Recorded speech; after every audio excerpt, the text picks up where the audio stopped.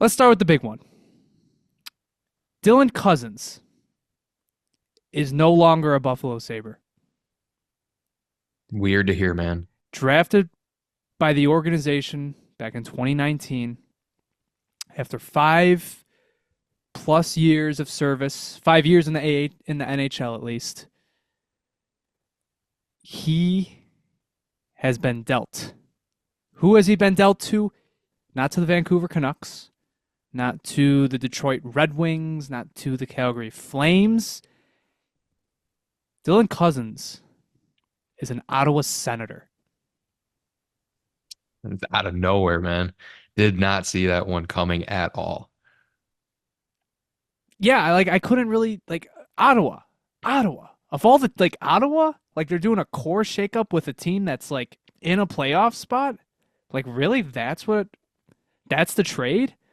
And it's like that's shock. That's not me being angry, happy, anything. That's me like, really? Like that's who they landed on? Like just shocking stuff, really. I mean, just very like nobody had this. Think about all the like we've heard about Dylan Cousins trade rumors for a while now, and especially this season. You know, those teams that I listed off. Vancouver, Calgary, um, Detroit. Detroit. Like the tree was almost traded. Wild. He was almost traded to Detroit earlier in the season. Like very, very close. Nobody had Ottawa. Not Kevin Weeks, who throws names at a dartboard. Not the fourth period, who will link any and every team to a certain player. Nobody. And here we are. Dylan Cozens is he's an he's an Ottawa Senator. Just sounds weird to say, man. It sounds really, really weird. Just it feels weird that it's in Division Two, and I mean to a similar team as us. I mean obviously they're in a playoff race right now, but we've had similar rebuilds. We've always compared, you know, ourselves to them. It feels weird that it's to them. I don't know. Maybe it's just the shock factor, but it feels weird that we traded Cousins to Ottawa. I gotta get this out with the in division stuff because I'm sick of hearing about this narrative. You only play a team in your division. Like it's two more times than you play a team on out west or at home. It's two more times. And anyone who's making that excuse who also is like Kevin Adams doesn't do anything, you need to like you can't have your cake and eat it too. Like can't be complaining about where the player is going if you're getting a quality player in return. I don't Yeah, care that it's a division. in division trades, that narrative has never really spoken to me. It's like, as long as you think you got better in the trade, like who cares who it Exactly. really goes to? You're worried about your own team. I know you should be worried about other teams as well, but like your team comes first. It's the same conversation with the Bills and Chiefs, their trade in the Yep. draft. As Yep. long as you think you're getting better of the trade, then who cares? Make the trade. Do you remember the Eric Carlson saga? I mean, that was 5+ years ago now. But do you remember Eugene Melnick was dead set that Eric Carlson was going to the West, and he went to the San Jose Sharks. And look, that trade has gone perfectly for the Ottawa Senators. They got Tim Stützle and, funny enough, Josh Norris out of the deal. But at the time, that was not looked upon favorably, and supposedly they had given up better offers in the East. I do not believe in that mentality whatsoever.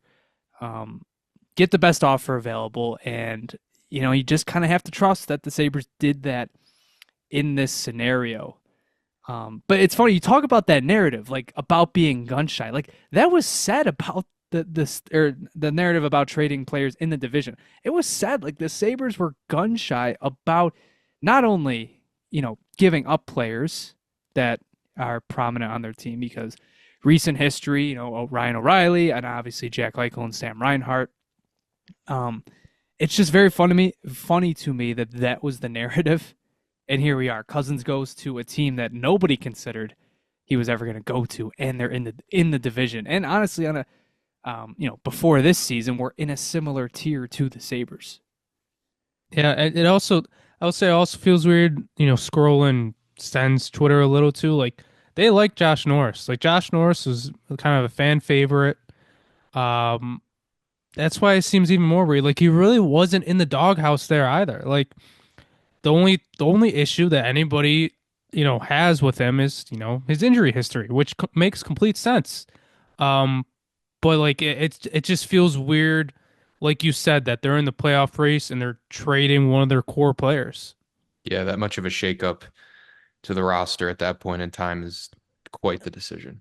And especially when it had to be brought up. The captain of the team, that is his best friend. He was teary about it in his press conference about it. Like you don't you don't really want to upset the vibes in the That's locker room, that's and that's such your a captain. bold. That is such a bold, bold, bold move to pull off. Hmm. Like I get it from the Senators' perspective. They probably want to get rid of that contract. With the injury and history and whatnot. I really didn't like want to get rid of it so badly, but if the opportunity presented itself, like it did with Cozens, they wanted to do so. But man, in such a crucial year for your core, and I know if we have Senators fans listening in, which I'm sure we got a few. There's been a huge back and forth about whether or not Kachuk wants to stay in Ottawa or not. Like they've been going back and forth. Like all the Spit and Chicklets guys keep reporting that he wants out, that he's available for trade. And I think that's, he's not available for trade. He's not asked out yet. But I do think, as somebody who, the three of us who went through this with their franchise player before, like you can only stomach so many years of losing. And I Yeah. think, if the Sens miss this year, I think it could get interesting. Um, but yeah, just seeing him in tears like that was kind of crazy and kind of speaks volumes as to what Josh Norris meant for that team. Yeah. Why don't we go over the trade itself? So the full trade, the Buffalo Sabres trade Dylan Cozens, Dennis Gilbert, and a 2026 second round pick for Josh Norris and Jacob Bernard Docker. We've touched a lot on Cozens. Dennis Gilbert going is it's gonna stir up some stuff in the community, I'm sure. It's For a sticking obvious point reasons. with a lot of fans. It's funny that there's a lot of people out there that their qualms with this trade lie in giving up Dennis Gilbert. Rip Gibby. I I find it kind of ridiculous. I know he's physical. He's a homegrown guy. But like, man, he's been healthy scratch for like half the games this year. Like he's Mhm. not in the lineup that much. Even when he is playing, he's not playing that many minutes. So it's like, I just, I don't get like it's kind of funny seeing the Gilbert glaze all over the timeline. And it's like I was talking to someone and they were asking, okay, like what are his analytics look like? Like is his defense at least good? His defense is putrid according to some models. His offense is all right, but it's like he doesn't really bring anything other than physicality.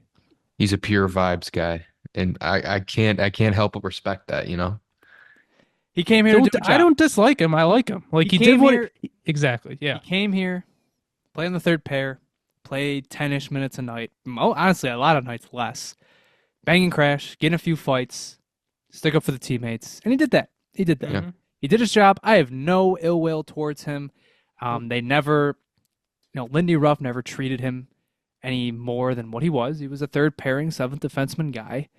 Ottawa might find value there. hmm It personally, like the discourse, like I'm just kind of happy to be gone from that, just a little bit. But yeah, Dennis Gilbert, the body sent the other way, and the second round pick, a little weird. I thought it was interesting they had to send a second, but I guess that's kind of the price to pay for getting Josh Norris, who is probably at this moment in time, like he is the better player. It's not by much, but he's the better player, and they got a young right-handed defenseman. So I think that's kind of the second round pick purpose. Who do you think has the higher ceiling from this point on? All right, well let's get into this. Let's get into the talk. This is all the fancy stuff floating around the two players. This is a 1-for-1 in disguise. This is Mhm. Josh Norris for Dylan Cozens. This is a hockey trade. Like people were calling this a hockey trade, and this is not a hockey trade. Hockey trades are 1-for-1. That should tell you like this is Norris for Cozens. As a Sabres fan, the higher ceiling is 100%. It's still in Cozens, like without a doubt. I mean, the guy, his career season is better than Josh Norris's, and he did that at a much younger age, much had much better 5-on-5 impacts. And you take that into account, he's six, six what, 6'3", 6'4", has supposed two-way ability. It hasn't shown, but he's got the skating, the transition ability, all of that. Like he's got all the stuff that any team would want out of a top six center. And yeah, like the potential, it's 100% like in the court of Dylan Cozens. Now, that being said, potential is potential at the end of the day. We're talking about a player who has totally been on the downward trajectory for 2 straight seasons now, Yeah. without and his only excuse being that he got beat up in a fight last year. Like other than that, like there's really no reason for this. No reason for the drop off, no reason for the dips in production that we've seen. And like people say, it's Buffalo, it's whatever. Say what you want. Like there are still good players on the Buffalo Sabres. Tage Thompson has not been hurt by their struggles. Rasmus Dahlin certainly hasn't. Dylan Cozens has been one of the main reasons that this team has dipped in the standings since 22-23. Mm-hmm. And the Garnet Hathaway thing, I don't think people understand that he was riding the struggle bus before that fight happened. Like he had a dip in production already at that point. And he was, I don't know if he was just, just normal gameplay or just trying to juice the rest of his lines, but people use that as a turning point. I don't know if I agree with that completely. Yeah, I mean it's it is sad to see him go because you watch that entire 22-23 season and it was like he was incredible. Like I think every Sabres fan thought he was going to be a legit number 2 center for us for years to come.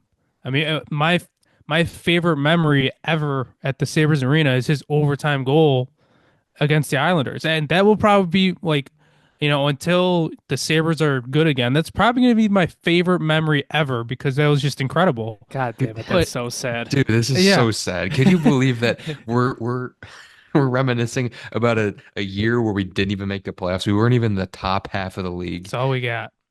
That's But literally all we have. it's just the fall off has been, I mean, everybody knows it. He's just completely fallen off. No one really knows exactly why. It's not even like the lines really switched that much. Like he was good with the kids line in 22-23. He's been given his chances back and it just hasn't worked out. So his plays dipped and I hope he does turn around in Ottawa because he clearly needed a change. I think the only thing that I could say, and I think you could even say going back to last year, like I think he lost a lot of his confidence that he probably had in 22-23, and Yeah. maybe that is, all the losing piled onto it. I mean, he's talked about, expectations and wanting to bring this team to the playoffs, and maybe that did weigh down on him, but I don't think that should affect your play that much to the point where I mean, sometimes, some nights it was like you don't even want to see him out there. You don't even know what he's doing, to be honest. You just seem Yeah. lost. Yeah. Dude, confidence is it's such a weird thing in the realm of hockey, but it's also such a important thing because it's almost like an intangible, but it's an intangible with weight behind it. Like people talk about, oh, he's got the stuff, he's got this, he's got that, and they don't really have any like weight behind those things. But when it comes to confidence, if you're riding the struggle bus and you know it, and you feel like you can't get anything going, it'll when it rains, it pours. It'll start pouring on you, and it's been raining on Dylan Cousins for about 2 years now. It's So the I same thing hope, with UPL right now. yeah, I agree. I mean, if you listen to the show long enough, I was a certified UPL hater for a long time, and I feel like I'm Still finally are. getting rectified. Still are. It's okay to But own it. but yeah, confidence is such a crazy thing, and I hope I don't hate Dylan Cousins. I mean, he's going to Ottawa, and every time the Sabres play the Senators, it's always a physical match, and I wish him nothing but the best. But when they're facing off against him, all bets are off. Yeah. Sorry, I know you're meaning to say something, Jonah, but I do wonder if we made the playoffs that year, how his career might have changed. Because I just feel like after that season, you just saw his confidence, go take a big hit. Who knows? I mean, maybe it meant nothing, and maybe he was due for regression, and I maybe guess, but that style of play was just perfect for him that year. But it's yeah, just but it something that, wasn't. It wasn't a depressing miss. Like they missed, and no, yeah, they were totally confident heading into that next season. And like, yeah, I guess he was sort of on the struggle bus, but I actually just looked at it out of curiosity, like that season, from the point the season started to the Hathaway fight. There was only 11 games, but he had 7 points in those 11 games, so like pretty standard stuff. Um, I unfortunately like that's the only thing we can really look at in terms of like what went wrong with this guy. What physical, tangible thing turned Dylan Cozens and sent him into a downward spiral? I mean, the only other flashpoint, and I hate this, and I really do, is when he signed the contract. And like he wasn't bad. No, he was still very good down the stretch after he signed it. But that's the only other like turning point that there sort of was. Yeah. Otherwise, you just have to say like I don't know, like his development just isn't linear. Broke out the bag, and he took a 2-year break. I That's hate that okay. argument. I always do. I hate it. It's just you don't really have many other answers with this guy.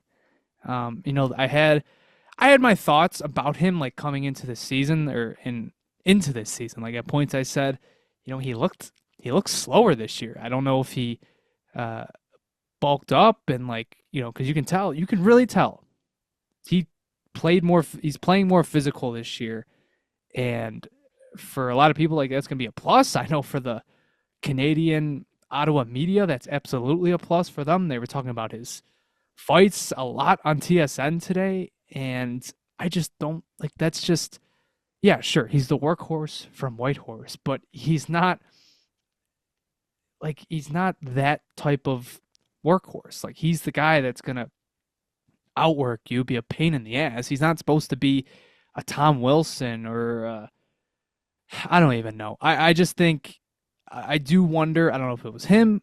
I don't know if it was the Sabres organization had to sit down with him at some point and said like, "This is the player we want you to mold yourself into," and he tried to do that. Whatever the case, I think he's a completely different player now than 22, 23. Not just in terms of player quality, but just how he plays. I mean, he was a transition beast for the Hmm. first 3 years of his career. And even a little, he was better last year. And I know after 222, 23, it's been the story for the Sabres. The league kind of figured them out or Yep. threw counters at them. And I'm sure a lot of that was placed on Cozens. But that version of Cozens just isn't what we see now. And um, I don't know. It's just he's changed a lot in those 2 years.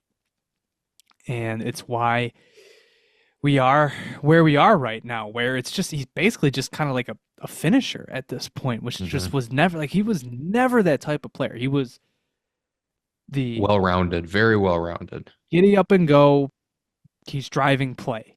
Yep. And it just feels like now a lot of his highlights, he's getting the puck in the slot and shooting the puck. I mean, like that's the one area of this game that I think has improved. I think his shot has improved immensely since he was a teenager, but man, it was just a very weird transformation from him from start to finish. Dude, I can't believe that some of the Ottawa media was like he could take some of the fighting away from Brady Kachuk.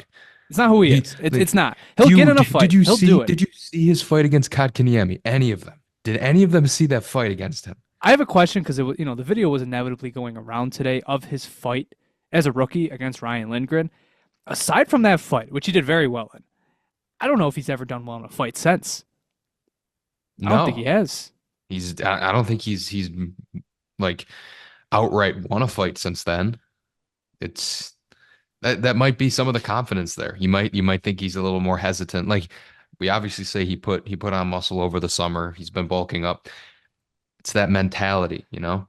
You know what's happened. He's got his face bashed in one time. It could really mess with your psyche. I mean, I do wonder how much the Sabres could be to blame. I mean, how many times have we heard Kevin Adams say we want to be tougher to play against?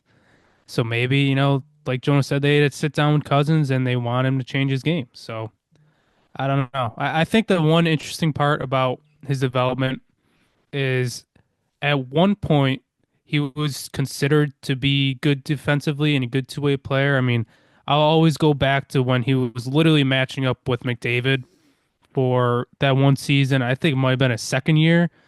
But I feel He like wasn't really a shutdown guy. That was no, like he was just outproducing them.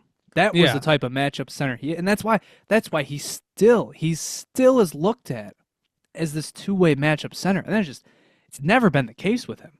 Or at yeah, least not in the way you might think. He's not your shutdown guy. He is never and that's one of the biggest flaws. Like no matter what changes he made to his game, you always said to yourself, like, hey, he needs to take a step defensively. And it's never happened. And like when he was like, I remember that stretch. He played in a 3-game stretch. Sidney Crosby, Austin Matthews, Connor McDavid. The Sabres won 2 out of those 3 games. And the only one they didn't win was because Aaron Dell couldn't stop a beach ball that night. And in all 3 of those matchups, I don't think Crosby or McDavid had a point. And then I think Matthews was like held to an assist. And Cozens in his basically his rookie season. I mean, it was a sophomore season, but second season in the league. Like, yeah, he's taken on those minutes, but he was just driving play better. So, I don't mean to like, cut you off there, but I think that's the type of misconception I think a lot of people have about him. Like that's not the player he is. yeah. I was just gonna say he just his defensive game. If not, it's gotten worse, and he never took that step. And like you said, that's kind of the conception of his play. I mean, even when he was interviewed by Ottawa media, he was like, "Yeah, I think I play a strong two-way game." It's like, no offense, that doesn't really show. It hasn't shown in Um, a while, no. no, I think the one thing that I will always give credit, like I think he always did give his all. Like he is one to skate his ass off, even though sometimes you have no idea what he's doing out there because he just looks lost. Like he is always one who would show up and work his ass off, and he did have grit. He's not the big fighter like they're making him out to be for whatever reason, but he was. I mean, just look back on the few moments you look back on Cousins' career with the Sabres. It's the Islanders OT goal and the Winter Classic game or the Heritage Classic game. I mean, Mhm. and it's just hasn't taken any steps since, and he's taken steps back. Feels like yesterday, but it also feels like a million years ago. He's been a player for so long that has like I've grown to dislike because of the struggles, because of all Hmm. those factors, and like it really when you see those highlights sent out after he's traded, it's a done deal, and you do look back on like, yeah, man, like, he had a lot of good moments, and I know they were basically from a 2-season stretch, but like, yeah, man, like it still hurts. It for a lot of people too. Like with this new era of Sabres, he's been one of the guys to latch onto for new Hmm. fan. Like for there's a period. This is 5 years he's been on the team. A lot of people, this is gonna be their first 5 seasons playing, watching Sabres hockey, and he's gonna be one of the players that helped them fall in love. I mean, hell, JP and our sister, JP and I had Oh, do you have to long break the news? No. J, JP and I had long travel hockey careers, and for myself, it stretched into college. Our sister went to a lot of those games. She didn't care at all about the game. She did not watch. And that certainly did not carry over to the Sabres. Like, never took an Uh, interest. But that Heritage Classic game, the Sabres iced the game, and Cozens in the last shift, last minute, goes and runs Matthews in the middle of the ice, fights bunting. Helmets he gets kicked out. Uh, helmet pops off, and our sister kind of fell in love with him. But it didn't just stop there. Like, she became a big Sabres fan. Like, is still right now like following the team, like even with its struggles. Like, sure, like maybe she's not watching day to day, but she was the last 2 seasons. She And hasn't gone full sicko yet. She's getting there. She hasn't gone dude, full sicko. bought his jersey, got that jersey signed, bought another Cozens jersey. Like, there Oh are a lot man. of fans that are probably out there like that like grew to love this player, and it sucks. It sucks that it's gotten to this. Like, when 2 years ago, like, you thought this guy with Darlene, Tage, Power, like, and him, like, that was your core four. And here we are 2 years later, he's gone in a trade that, like, doesn't even get you excited. Like, there's reasons to be excited, but it's No, not come like, on. it's not like, oh my God, like Cozens Yeah. traded for this, and this. Like, you're trading him at a low point. You were hoping for the Pedersen trade. I know. I know you were hoping I for the was. Pedersen We'll get to trade. it later. We'll get to it later. Yeah. Did you guys have to break the news to her? She's enough. She did find out.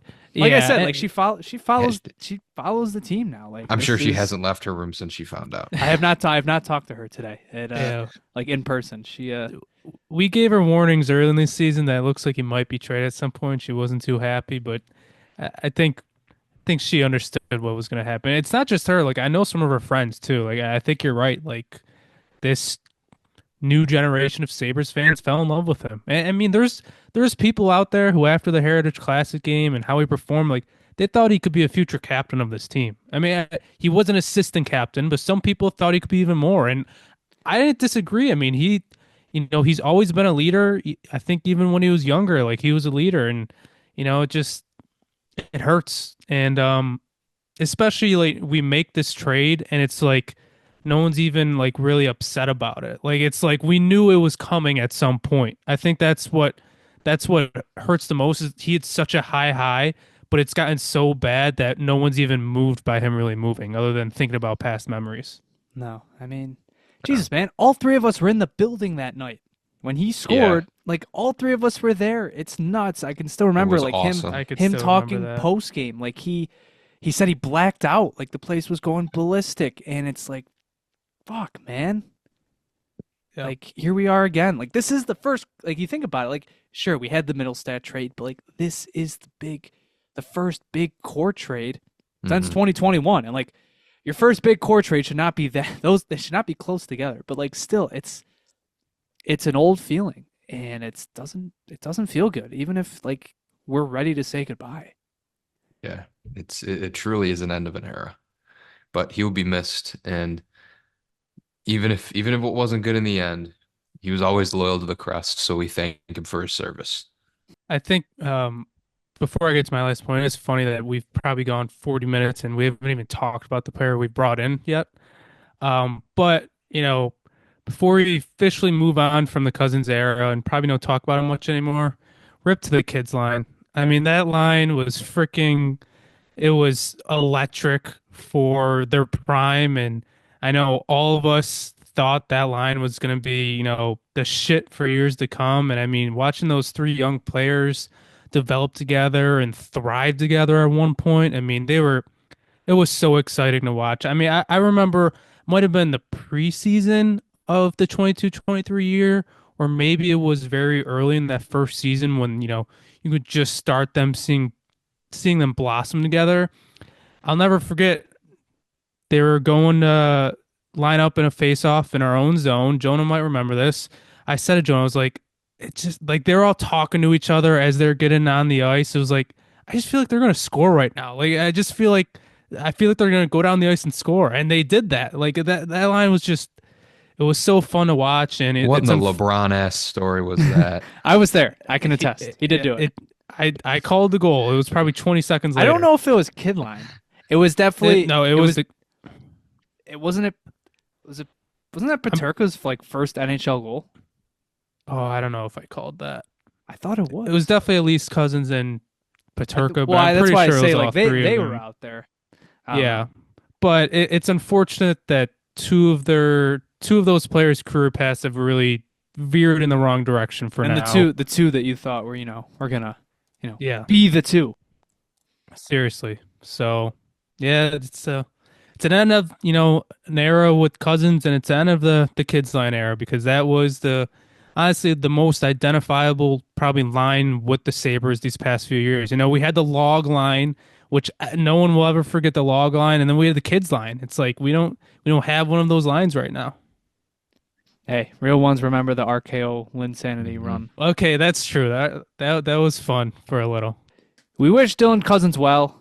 Unfortunately, he's an Ottawa Senator, so sorry, man. We're kind of preying on your team's downfall. I hope you do well, but not so well. Like, do worse than Josh Norris. You know, have a good career. Just don't have that great of one. And I hope you don't make the playoffs ever. No offense. It's Yeah. just kind of how I'm wired. Don't worry, it'll be this year. We'll Yeah, get it out of our yeah. system this I mean, year. they have a really good chance. Yeah.